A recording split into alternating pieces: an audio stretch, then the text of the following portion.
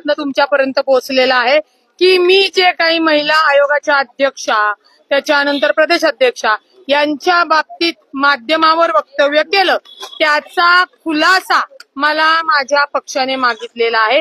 त्यासाठी 7 दिवसाचा कालावधी आहे आणि त्या खुलासाला उत्तर किंवा जो खुलासा कायदेशीर आहे तो मी देणार आहे। महिला आयोगाच्या अध्यक्षा आरोप केला होता दादा, खुलासा जी आहे ती प्रक्रिया आहे ती कुणी जरी असेल, कुठली जरी नोटीस आली, कुठला जरी आरोप आला तर त्याच्यावर जी काही कायदेशीर माझा बचाव आहे किंवा जे सत्य आहे हे सगळं मी सत्य आणलेलं आहे आणि मी ते तिथं या कायदेशीर जेव्हा खुलासा करेल तेव्हा तो तुम्हाला पण मी देणार आहे। तुम्ही जो सकाळपासून किंवा 2 दिवसापूर्वी नाहक एखादी जी महिला जिनी लाईव्ह केल्यानंतर मी बीड मध्ये असताना तिने लाईव्ह केलं होतं माधवी नामक खंडाळकरनी, त्याचा तुम्ही व्हिडिओ चालवला। त्या व्हिडिओवरनं ते जे काही वाद झाले तिने सांगितलं की रुपाली पाटील ठोंबरे आणि तिची बहीण तिची मावशी यांनी मारलं। त्याच्यानंतर मी बीडमध्ये होते, बीडमधनं इथं मी येतो। या दोन्ही केसेस हा ज्या वादावादी किंवा जो काही प्रसंग घडलेला तो प्रसंग त्यावेळेला पोलीस स्टेशनमध्ये वाद गेला होता, तो वाद संपवण्यात आला होता आणि तो वाद संपवल्यानंतर लक्षात घ्या, तो वाद संपवल्यानंतर दुसऱ्या दिवशी तातडीने पुन्हा एकदा त्या माधवी खंडाळकर यांनी सीपीला तक्रार दिली आणि अर्ध्या तासाच्या आत हा तक्रार गुन्हा दाखल करण्यात आला। मग माझा प्रश्न एवढाच होता, दोघांच्या तक्रारी तुम्ही मागे घेतलेल्याचं तुमच्याकडे शूटिंग आणि त्याचे दस्तावेज पोलीस स्टेशनमध्ये आहे, तर मग आमचा गुन्हा का नाही घेतला? त्यासाठी मी पोलिसांकडे गेलो होते, त्यांनी गुन्हा दाखल केलेला आहे। माधवी खंडाळकर आणि तिच्या भावावर 354च्या विनयभंग केला म्हणून आणि बोलायला आलेल्याच्या अंगावर डायरेक्ट गेलेल्याचा तो गुन्हा दाखल केलेला आहे। आता माधवी खंडाळकर राज्याचे उपमुख्यमंत्री यांना भेटायला आल्या, साहजिकच आहे। माननीय अजितदादा महाराष्ट्राचे राष्ट्रीय अध्यक्ष, महाराष्ट्राचे नेते राष्ट्रीय अध्यक्ष आहेत, त्यांना कुठलंही सर्वसाधारण व्यक्ती भेटायला येऊ शकतात, त्यानुसार त्या तिथं आल्या होत्या। माधवी खंडाळकरांचा गुन्हा कोणाच्या सांगण्यावरनं दाखल करण्यात आला त्याचाही तपास व्हावा म्हणून मी सीपीकडे तसा अर्ज केलेला आहे। आणि हे कुणी प्लॅन केलं? कारण का माधवी खंडाळकर नामक महिलेशी माझा 6 ते 7 वर्ष लहानपणी मैत्रीण होती। लहानपणी ती गल्लीत राहायचो म्हणून 6 वर्ष संबंध नसताना अचानक ती डॉक्टर संपदाचं जेव्हा आपल्या महिला राज्याच्या महिला आयोग अध्यक्ष जेव्हा चारित्र्य हनन करतात आणि त्याच्यावरनं मीडियावर झोट उठल्यानंतर मी सांगते की बाबा पक्षाचं आणि आयोगाचं कामकाज वेगळं, त्याच्याशी पक्ष सहमत नाही, त्याच 28 नोव्हेंबरला ती पोस्ट माधवी खंडाळकर करते। ती पोस्टही मी तुम्हाला दाखवू शकते आणि ती पोस्ट केल्यानंतर ती पोस्ट तिने डिलीट केली। त्या डिलीट केल्यानंतर एकच मिनिट धरा, महिला आयोग दाखवते सगळं दाखवते। हे बघा, ही पोस्ट केली होती माधवी खंडाळकरनी, त्या माधवी खंडाळकरनी लिहिलेली आहे, त्या माधवी खंडाळकरनी लिहिलेलं आहे की रुपाली पाटीलला तुम्ही पद का दिलं, तुम्ही पक्षात का घेतलं, तुम्ही का अडवलं। या सगळ्या गोष्टी झाल्यानंतर याची ही पोस्ट तिने डिलीट केल्यानंतर याच्या आधी सुद्धा 20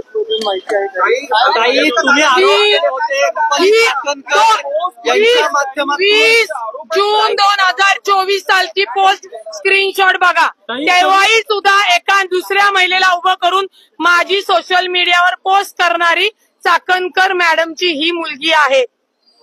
हा 20 जून 2024 मंगळवार स्नेहल चव्हाण, सोनाली गाडे आणि ही मी स्वतः हे स्क्रीनशॉट रुपाली चाकणकर यांना व्हॉट्सअपला पाठवलेले आहे। त्याच्यानंतर हीच पोस्ट मी कोण आहे सुनील साहेब तटकरे यांना पाठवली आहे आणि आदितीताई तटकरे यांना पाठवली होती, तसेच खासदारांना पाठवली होती। म्हणजे रुपाली चाकणकरांनी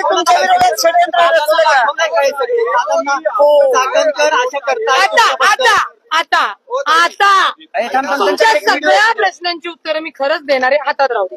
आता ज्या दिवशी तिला विचारणा करायला गेले त्या दिवशीचा व्हिडिओ स्वतः खुद्द माधवी खंडाळकर यांनी व्हायरल केला होता, तो ऐका. दिसणार नाही. ग्रुपवर शेअर करत आहे. एकच मिनिट, ब्लूटूथ बंद कर तुमचं. ब्लूटूथ वर कुणाचा फोन आहे? नाही नाही, तुम्ही आत्ताच घ्या, ऐकून घ्या, आत्ताच जी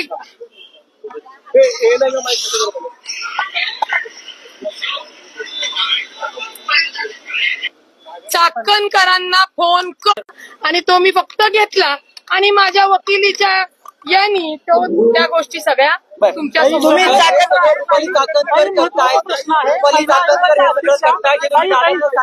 आयोगाच्या अध्यक्षा महिलांचा शारीरिक छळ करतात, मानसिक छळ करतात असा तुम्ही आरोप केला होता. खरं तर याची चौकशी व्हायला पाहिजे होती, मात्र पक्ष तुम्हालाच नोटीस पाठवतो आणि कारणे दाखवा म्हणतो. अजिबात नाही. जी पक्षाला वाटतंय का तुम्ही चुकताय? दादांनी सांगितलेलं आहे की त्या माधवी खंडाळकर पण तिथं आल्या होत्या.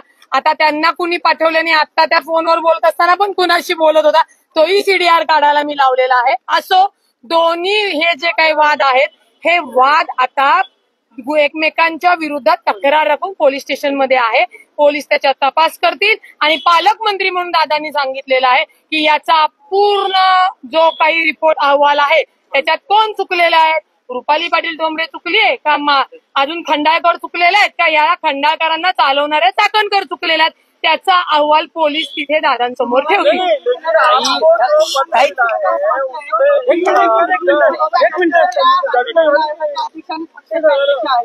त्यांच्याबरोबर विधान करणं म्हणजे पक्ष शिस्तीचा भंग आहे.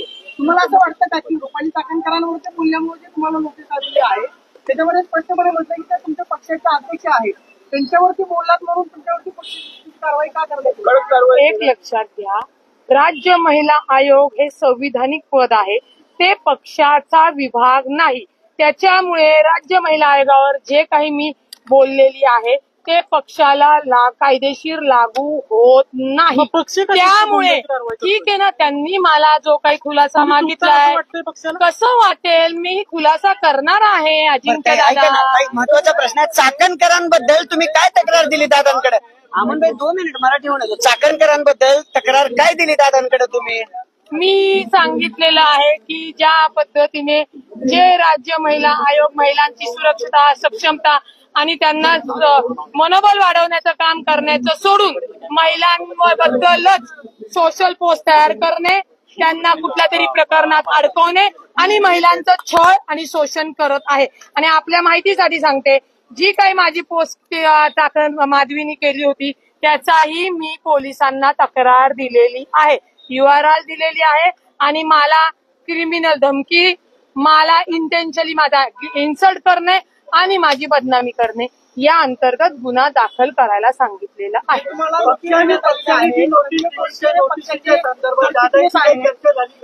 मी त्याच्यामध्ये खुलासा देणार हे दादांना सांगितलेले. बरोबर, ऐका ना, त्या माधवी खंडाळकरांनी सांगितलं की दादा असं म्हणाले की यातून मध्यमार्ग काढू, असं काही सांगितलंय का? दादा राज्याचे मुख्यमंत्री आहेत, उपमुख्यमंत्री, लवकरच मुख्यमंत्री होणार आहेत. दादा हे राज्याचे उपमुख्यमंत्री आहेत. दादांनी सांगितलं की लहानपणापासूनच्या तुम्ही मैत्रिणी आहेत. एकतर दादा शॉक झाले आणि हा विषय तुम्ही मुख्यमंत्र्यांसमोर मांडताय. आता मी राज्याचा उपमुख्यमंत्र्यांसमोर मांडताय. मी राज्याचा म्हणजे पुणे शहराचा पालकमंत्री म्हणून याच्यामध्ये ज्यांची चूक आहे तो पोलीस तपासातनं अहवाल मागून घेणार आणि ज्यांची चूक आहे त्यांच्यावर पोलीस कारवाई. असं बोललं तर तुम्ही पक्ष सोडणार, तुम्ही पक्ष सोडणार. तुम्ही चाकणकरांबद्दल सांगितलं का दादा? तुम्ही म्हणला पक्ष सोडणार असं पण बोललं जातंय. कोणाला? तुम्ही कोण बोलतोय? पक्ष सोडणार, पक्ष मी सोडणार. काय पळून जाणारी महिला बिला वाटले का तुम्हाला? मी कायदेशीर त्याला उत्तर देऊन हे करणार. पक्षाने जे मला जे काही खुलासा मागितलाय तो करणार आहे. आणि आता लक्षात तुमच्या आलं की माधवी नामक खंडाळकराच्या राजकारणाच्या विरोधात खरं कशा पद्धतीने महिना प्लॅनेट केले जातात, तर माझी षडयंत्र केलं जातं. माझी तुमच्या मीडियाला विनंती आहे, राज्य महिला आयोगाचा राजीनामा त्यांनी दिला पाहिजे. ही जी काही मी मांडली ही त्याच्यावरती मागणी माझी केली.